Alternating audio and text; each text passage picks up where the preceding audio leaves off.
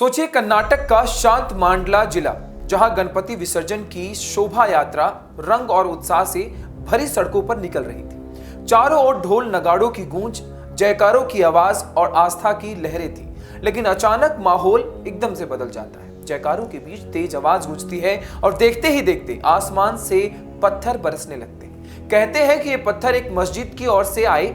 शोभा यात्रा में शामिल एक युवक चौंक गए और फिर गुस्से में बेकाबू हो उठे। पत्थरों की चोट से कई लोग जख्मी हो गए। माहौल बिगड़ने लगा और आस्था का जश्न एक पल में तनाव की चपेट में आ गया। भीड़ का गुस्सा उफान पर था। मस्जिद पर भी हमला किया गया।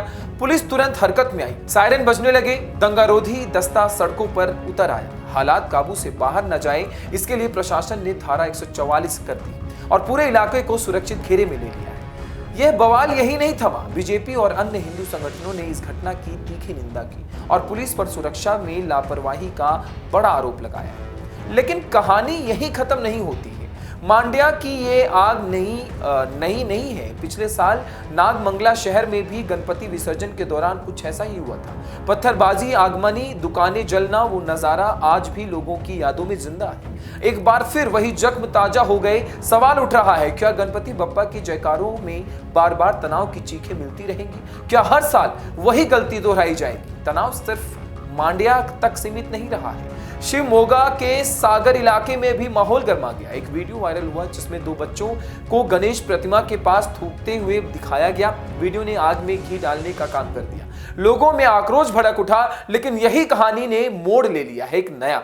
बच्चों की मां सामने आई। उन्होंने माफी मांगी और कहा कि यह अनजाने में हुआ, किसी का अपमान करने का इरादा बिल्कुल नहीं था। और तब स्थानीय मुस्लिम नेताओं ने आगे बढ़कर उदाहरण पेश किया। उन्होंने खुद गणेश प्रतिमा पर माला चढ़ाई और पूजा में शामिल होकर तनाव को शांत करने की कोशिश की। तो यह पूरी घटना हमें क्या सिखाती है? एक तरफ आस्था का पर्व है, जहां भगवान गणपति को विदा करते हुए लोग खुशी और श्रद्धा से सराबोर होते हैं। दूसरी तरफ कुछ पलों की लापरवाही और गलतफहमी की इस उत्सव को नफरत और हिंसा में बदल देता है।